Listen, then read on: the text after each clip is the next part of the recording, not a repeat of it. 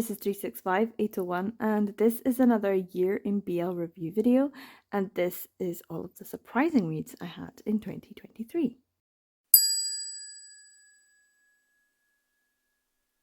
So this is another year in BL review video, and this is surprising reads.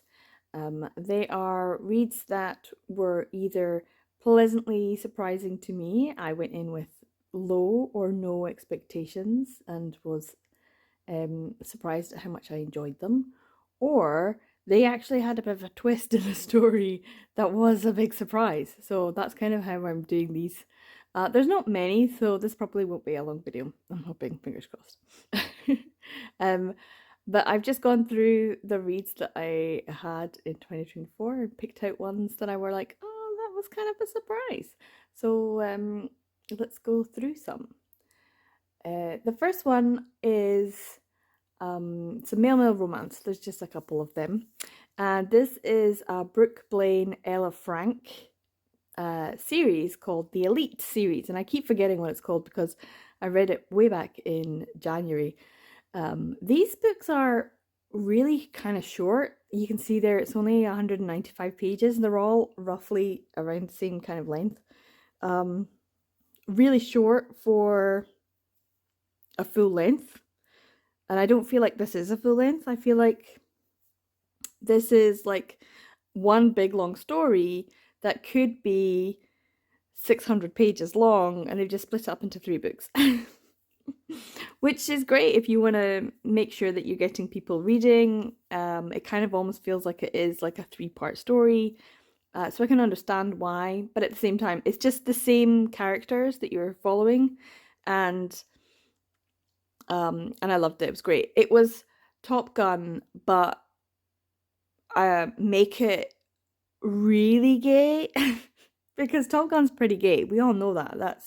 That's pretty much as you would expect, and that's exactly the setting. It's, you know, these fighter jet pilots, you know, going through the training to see who's the elite of the elite, the best of the best. So it's not just, you know, are you good enough to fly this this plane, you know, are you a good pilot? It's, are you the best pilot and the fighter pilot kind of thing. So the top 2, you know, one's a kind of maverick, should we say, kind of character, and one's like the stoic legacy, you know, the father, the grandfather, the grandfather's father, you know, it's like all these kinds of the legacy one versus the up and coming maverick bad boy, and they're so gay for each other. They're so gay for each other, and I loved it. But I wasn't really like feeling it until the end of volume 1. Now, if you've read it, you know how volume 1 ends. When I say there was a surprise twist, whoa, that was amazing. It was so I was like, I'm kind of enjoying this. Maybe I'll, you know, get volume 2. And then it was like 100% yes, I need to find out what happened next. Oh my god, what a cliffhanger. The end of the first book, Danger Zone, was a really well done cliffhanger. And like I said, they're only like less than 200 pages each. You know, it's like a really quick read. And this was my first Ella Frank that I read all the way through, because everyone's always going on about Ella Frank's Try series. Is that what it's even called? And I haven't read any. And so this was the first time that I read any Ella Frank all the way through, because I tried Inside Affair, but I feel like Inside Affair is connected to other characters. So I wanted to start at the beginning. I need someone to say this is the order in which you should read these. And with Brooke Blaine and Ella Frank working together, they did a really good job. Now they're actually writing another series. What are they called? It's like something to do with like millionaires and I don't know, but it looks good. It looks fun. I don't know what, like Manhattan or Brooklyn, or I don't know. It's not some sort of like city type millionaire billionaire type thing, and I'm like, okay then. So I've seen a couple of them advertised on Instagram, and I kind of feel like, oh, I might give them a go this year. what I have to say about this series is I did listen to some of the audiobook versions, and oh my god, the narrator was absolutely fantastic. Maybe I should just get different editions. Let's find the edition so I could say. Yeah, the the narrator was really good and had a fantastic voice. And I mean, I have no idea who it is, or if it's one that Aiden Snow. Aiden Snow, amazing. That was really good, and Christian Fox. So the two of them, really, really good narrators. I had a great time, and I think I do have all three of them now on my Audible. One of them I did read as an actual ebook, but then I went back and got the Audible version afterwards so that I can listen to this uh, story again if I wanted to. And yeah, it was good. I very much enjoyed it.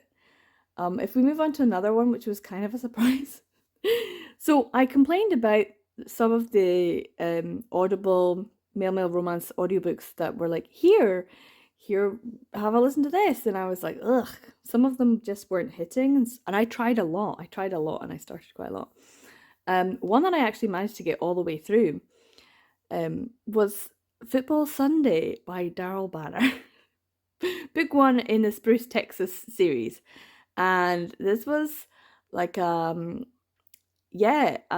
college football star going home to his like hometown in the summer, and then this a dessert chef at like a kind of diner type thing, and they'd gone to school together, and they ended up reconnecting back home. So they're both kind of at college age.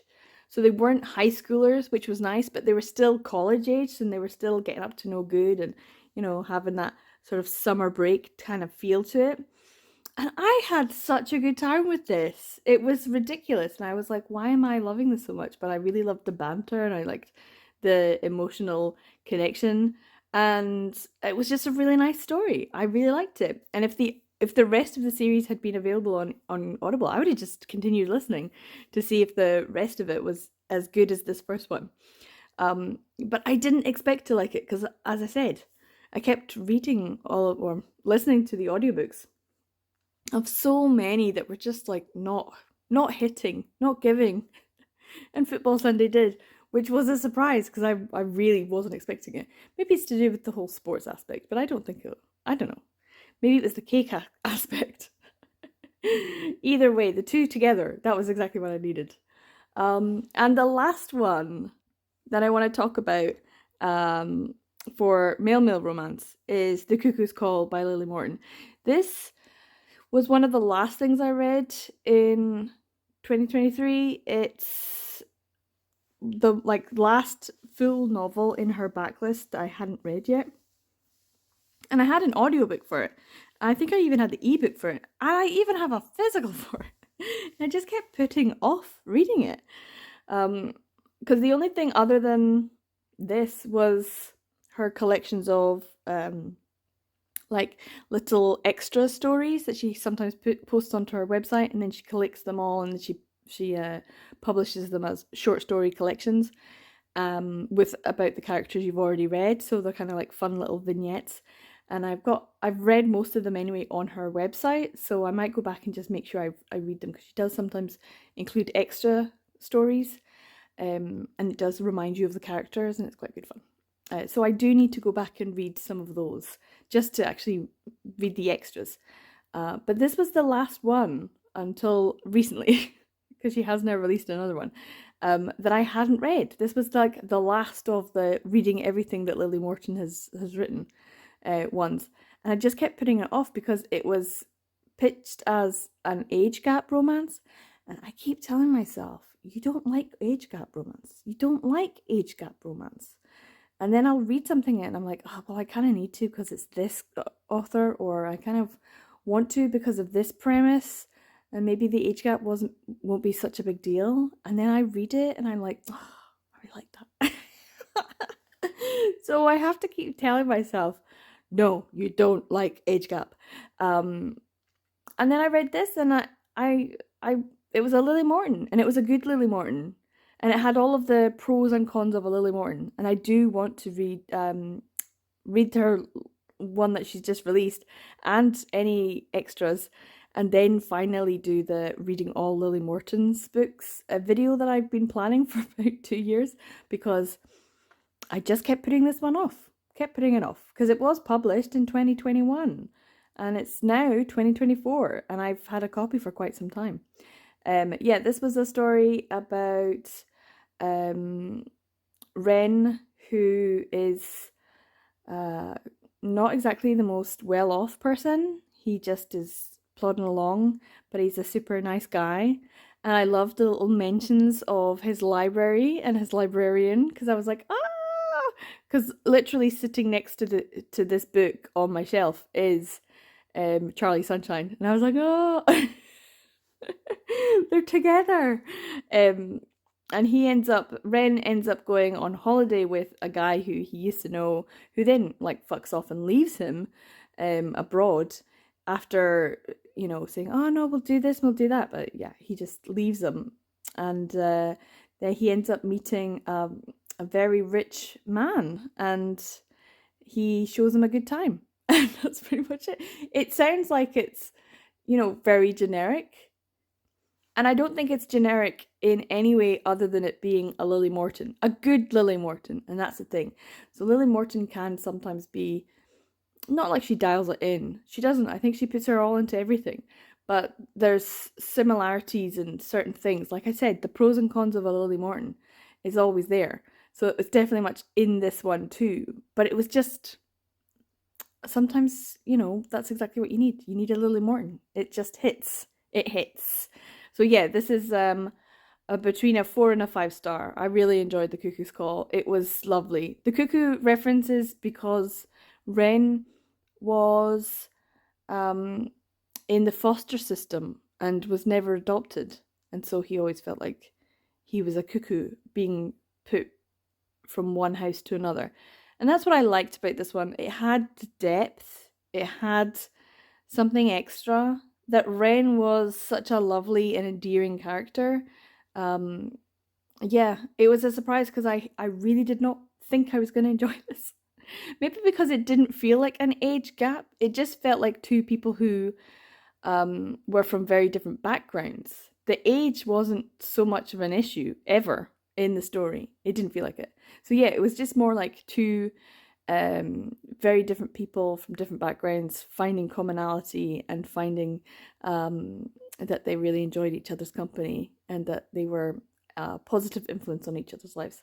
So yeah, it was a really good one. I really liked it. It was a surprise. Moving on to some manga now. Rin was one of the buddy reads. This is one that I'm like, yay about, because I hadn't read Rin. This is a 3-volume series by Satoru Karagi and Yukine Honami.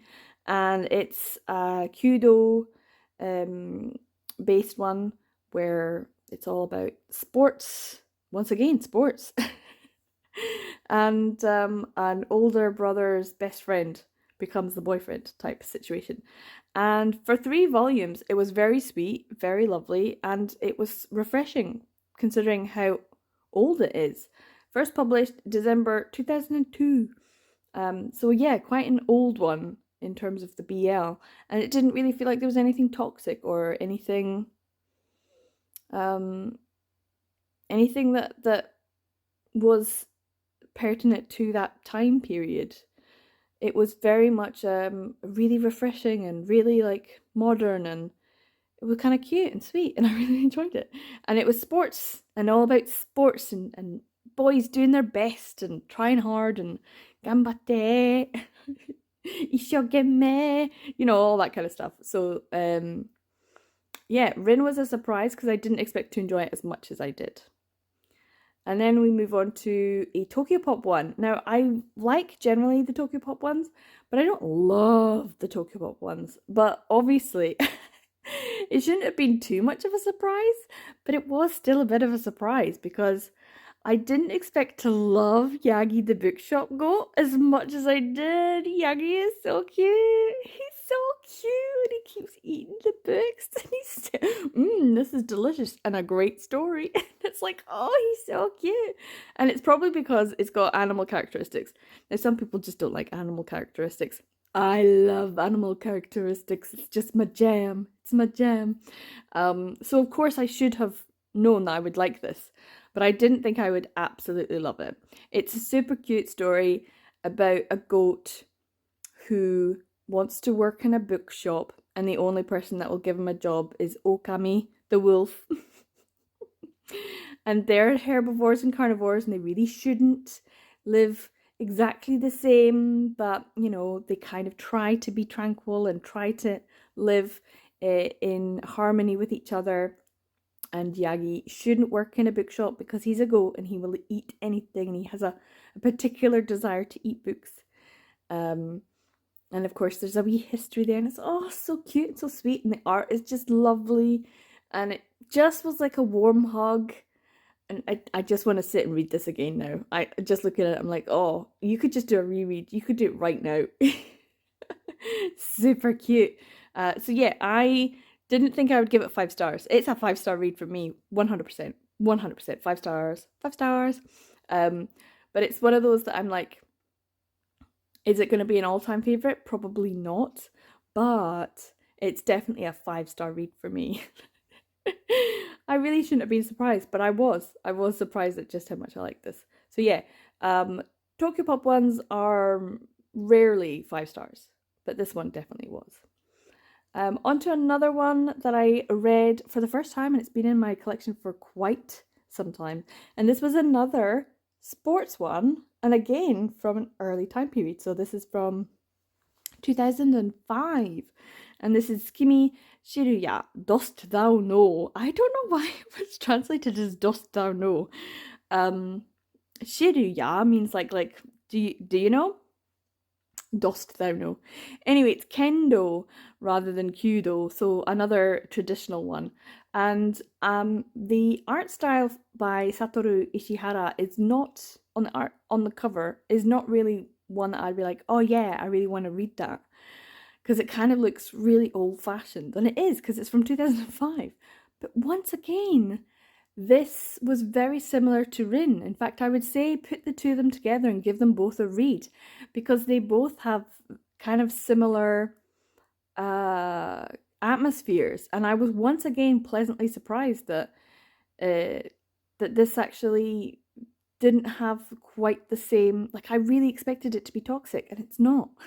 It wasn't toxic. It was pretty darn good. And that's why it was a surprise, because I went in thinking I was going to be very dismissive, like 2 stars. And I didn't. I came out going, that was really good. It's only got a 3.8. And here I am giving it a 4 star. What are you talking about, 3.08?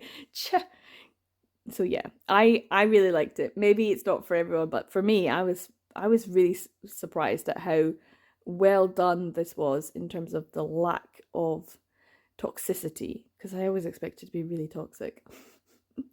Okay, on to some digital ones, and these were on Futekia. This one is it Kakine and Keidai? It's in Japanese now. Or is it Keidai and Kakine? This one, Omaru, is one that I read for, I think it was for the mystery one, the mystery vlog that I did. This was great. Well, I gave it 4 stars, so yeah, obviously. But it was great because there was twists, there was surprises, but they weren't like, it wasn't like I didn't see it coming, because I knew there would be something, and I had suspicions. I had very like strong suspicions, but you couldn't know for sure. You couldn't know for sure what it was. And so when the twist came, I was like, I knew it, but actually did I? Like it was one of my, like, I don't know, 3 or 4 possibilities for what was going on with the story. It was psychological, and it was interesting, and it had a great twist and turn, and I really did enjoy it. Yeah, so this one I definitely recommend as an interesting one, because There's been a few BL where you get that sort of psychological twistiness to it, and you're like, oh, could it be memory loss? Or, oh, could it be drugs? Or, oh, could it be, what is it that's causing this one character to have the confusion or the the lack of knowledge, or what is this? And the mystery is trying to figure it out. And then when the twist came, I was like, oh, nice, like that. Very well done. So yeah, I did give it a 4 stars. I would definitely read some more from Omaru, because that was a really great twist, and I enjoyed that one a lot. On to another one, and this is the Stigmata Investigation series by Hidebu Takahashi. It's like there's a couple of volumes, so make sure you read them in the right order.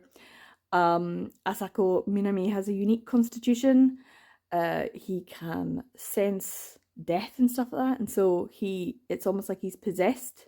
His body experiences it, and so the police use him. And this was a great series. This was a really great short series, really, really excellent. One that I do recommend. The art style is not a pretty art style. It's a very artistic, expressive art style, I would say. But that just kind of added to the whole story, and you're so rooting for him. You're just rooting for him so much. You just want him to be okay. And I feel like this would be a really great drama as well. I feel like it would be a good one. I don't know. If I'm gonna have to look out for some more Hidebu Takahashi work, because this was really good. This was a recommendation as part of my 12 and 12. Really glad I read this. This was a really good one.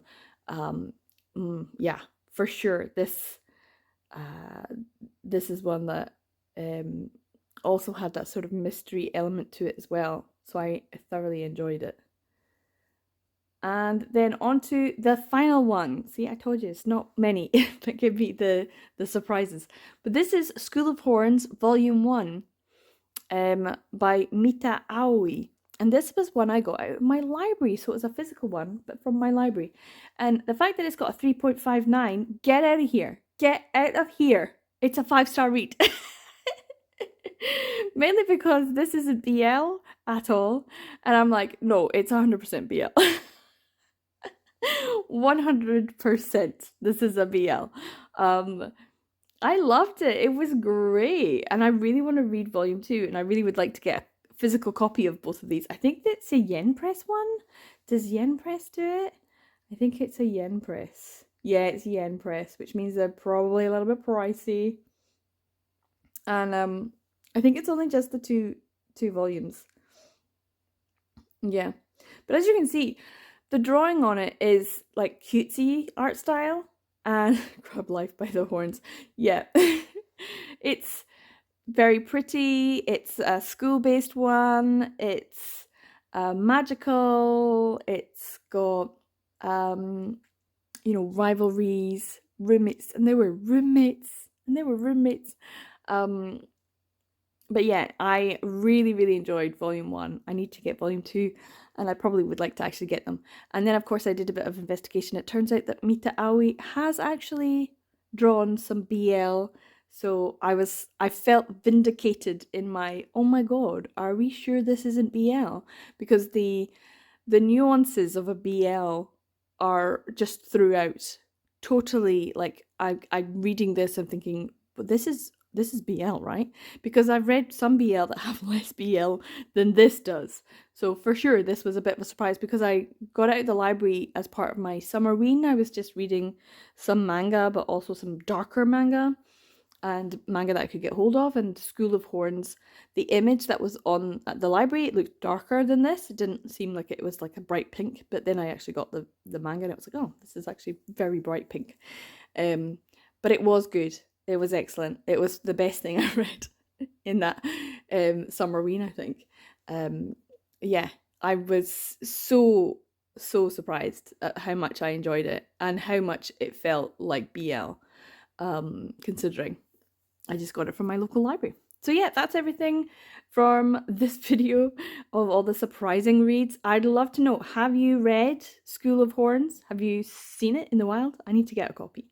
And any other surprising reads that you have had in 2023. I do enjoy doing this. I might not do overhyped because I haven't actually read too many overhyped things.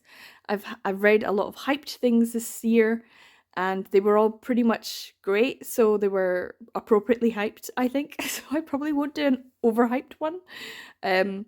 So that just I think leaves me with the best reads, and I might end up doing 2 videos for that because there's an awful lot of very good reads from 2023, even if my average rating is 3.9.